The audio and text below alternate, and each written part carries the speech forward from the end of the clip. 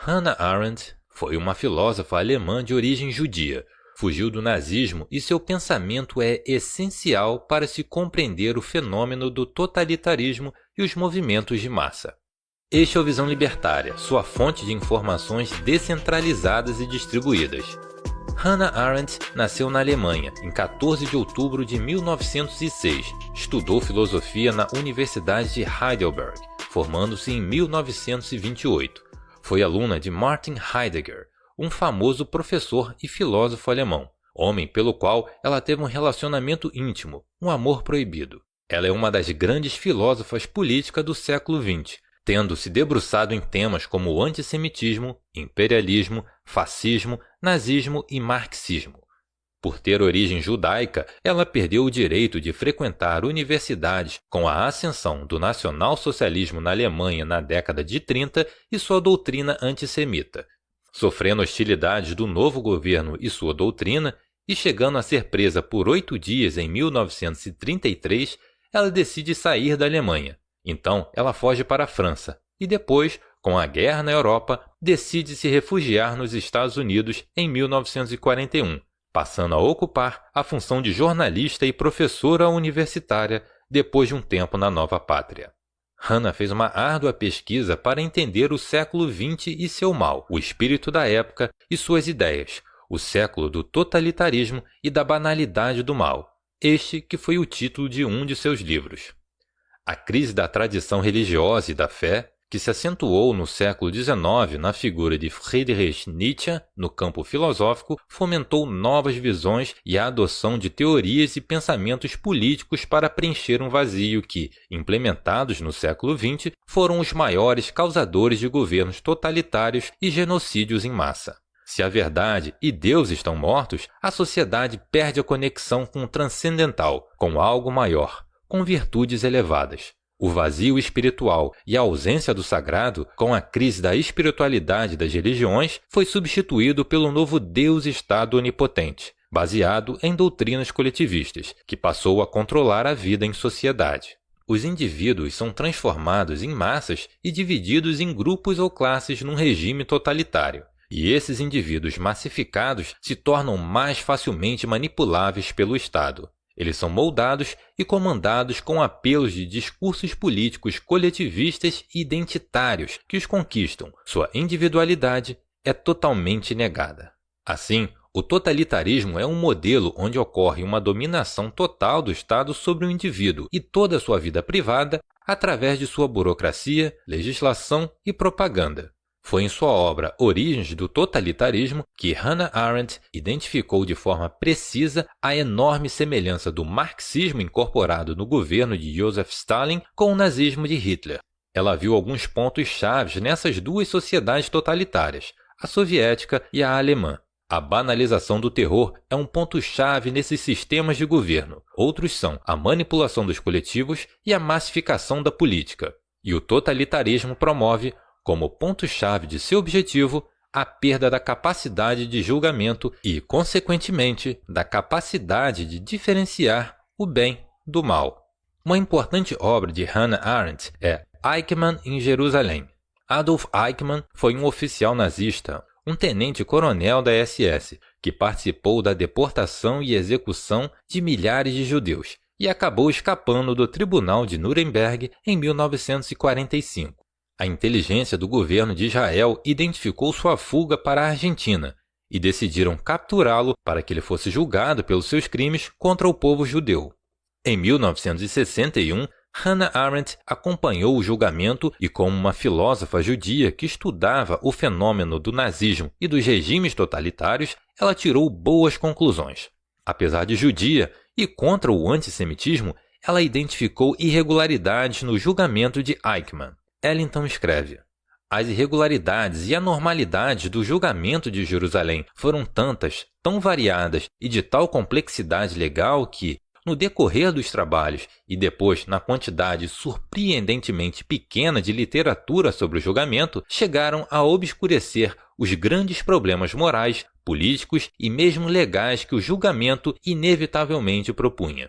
Para Hannah Arendt, ver Adolf Eichmann foi essencial para se compreender o processo de banalização do mal, da normalização do crime institucional como se fosse até mesmo parte de um processo burocrático do Estado, um papel a se cumprir.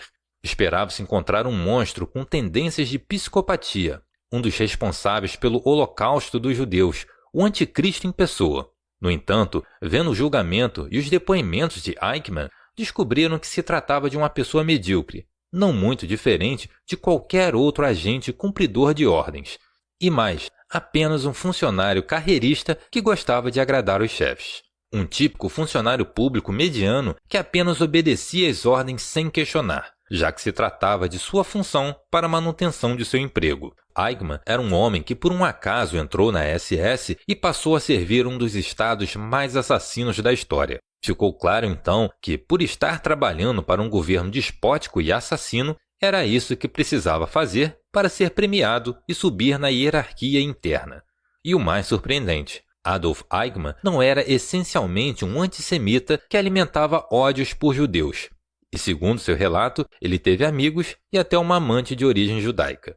Adolf Eichmann e sua defesa deixaram a entender durante o julgamento que ele sabia sim o que iria acontecer com os judeus e, sobretudo, o que a SS realmente fazia, mas que ele teria prestado juramento ao Führer alemão e isso colocava em risco sua vida e de sua família. Ainda assim, a compreensão que se obteve desse homem com suas respostas e relatos era que se tratava de um funcionário público que não questionava ordens de superiores. A indiferença ao outro, o mal, o ódio, o crime foram institucionalizados no Estado alemão daquela época, e qualquer um que quisesse um bom posto de ocupação no Estado deveria participar dos crimes. É claro que pessoas como Adolf Eichmann escolheram um caminho mais fácil em troca de congratulações e uma boa vida naquele regime político. Hannah Arendt chega à conclusão que a solução final contra os judeus não foi ideia do Eichmann. Nada disso foi elaborado e arquitetado por aquele medíocre funcionário público. No entanto, ser um alemão no período nazista e protestar veementemente e publicamente contra o governo é uma sentença de morte certa. Sobre os poucos heróis corajosos que defenderam a verdade e a liberdade humana na Alemanha nazista, temos um vídeo aqui no Visão Libertária do famoso caso dos irmãos Scholl e do grupo Rosa Branca, intitulado Os Irmãos que Desafiaram Hitler. Hannah Arendt sabia perfeitamente que o Estado totalitário, sua propaganda e sua onipotente máquina de controle social baseada no terror conseguia transformar pessoas comuns e até medíocres demais em criminosos de grande potencial. Eichmann explicava que ele apenas fazia parte de uma engrenagem maior, uma estrutura na qual ele apenas era uma pequena peça com, talvez, pouca importância. Se ele não tivesse executando aquelas ordens cruéis e desumanas, outra pessoa teria feito, e isso fica evidente por um lado. E essa estrutura maior, o aparato burocrático estatal, compensava e estimulava o crime. E é por isso que os piores tendem a chegar ao poder e a alcançar os maiores cargos no Estado socialista e totalitário, como bem alertou Friedrich Hayek. Talvez tenha sido pouco satisfatório por parte de muitos judeus de Israel em ver o Eichmann relatando sobre sua função no Estado alemão e sua mentalidade de funcionário público. Talvez o gosto pela vingança não tenha tido sabor algum quando compreenderam que o criminoso em questão agia como um mero cumpridor de ordens, e não se tratava de um antissemita patológico. Aqui no Visão Libertária temos um importante vídeo intitulado O Efeito Lúcifer, que analisa essa mentalidade desumana montada pelas circunstâncias do momento que banaliza o crime encontrado em Adolf Eichmann e demais agentes do Estado opressor. O link estará na descrição.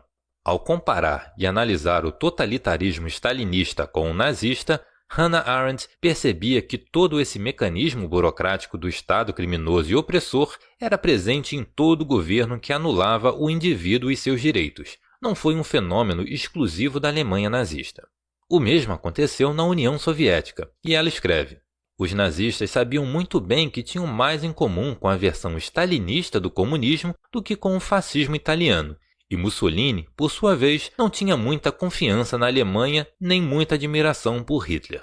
Todo Estado socialista, como bem observou Friedrich Hayek na obra O Caminho da Servidão, tanto o nacional-socialismo alemão quanto o marxismo soviético objetivam como fim último o totalitarismo total e a completa anulação do indivíduo e seus direitos. Um cenário semelhante ao que se encontra na obra 1984 de George Orwell. O canal L de Liberdade lançou um vídeo intitulado 1984 – Visão Literária. O vídeo faz uma análise precisa da visão de George Orwell sobre o totalitarismo. O link estará na descrição.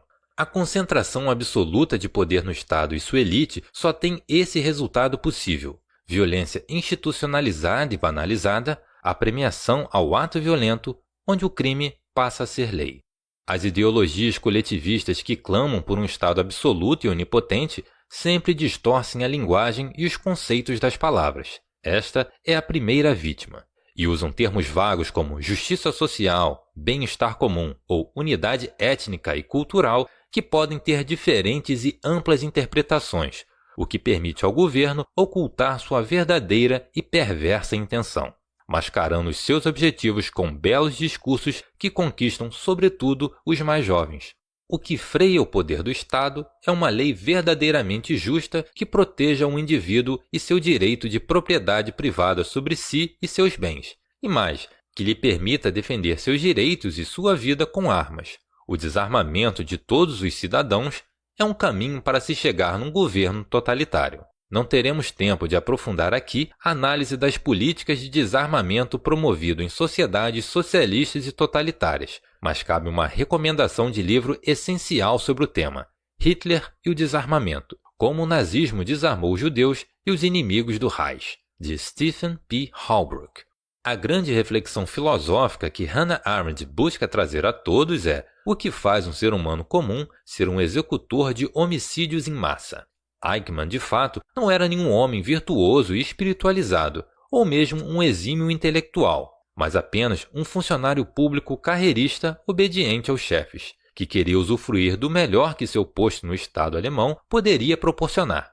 Assim, voltamos ao que foi falado no início do vídeo, de que a crise da espiritualidade, do sagrado e das religiões criaram um vazio no espírito e mente das pessoas, que foi preenchido por ideais utópicos de mundo perfeito e pelo monstro das ideologias coletivistas, que se tornou a nova religião do século XX, germinando, por fim, no monstro do Estado totalitário e onipotente. O ser humano se mostrou fraco sem a figura sagrada e transcendental de Deus. Se Deus está morto, como proferiu Nietzsche, então quem irá julgar e condenar pessoas como Adolf Eichmann e outros genocidas após a breve vida na Terra? Se não existe uma lei universal e transcendental que vai além da vida comum e das meras normas estatais, ou até mesmo uma realidade que transcende a qual vivemos, tudo mais pode ser feito sem consequências posteriores para o indivíduo e sua alma. Assim, a responsabilidade do indivíduo sobre seus atos é diminuída e terceirizada,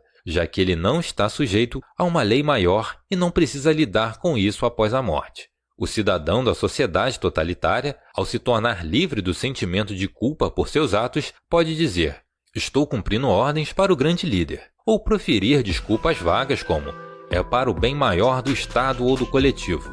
É então nesse cenário que figuras políticas messiânicas se tornam como um falso Deus, e a propaganda ideológica do Estado se torna um novo evangelho para os espíritos desvirtuados e vazios, originando então na banalidade do mal. Obrigado por sua audiência. Esse artigo foi escrito por O Historiador, revisado por Donda e narrado por Edilé. Se você gostou desse vídeo, clique no ícone de curtir abaixo e compartilhe o vídeo em sua rede social. Se você deseja ser notificado de outros vídeos, se inscreva e depois clique no ícone da campainha. Até a próxima!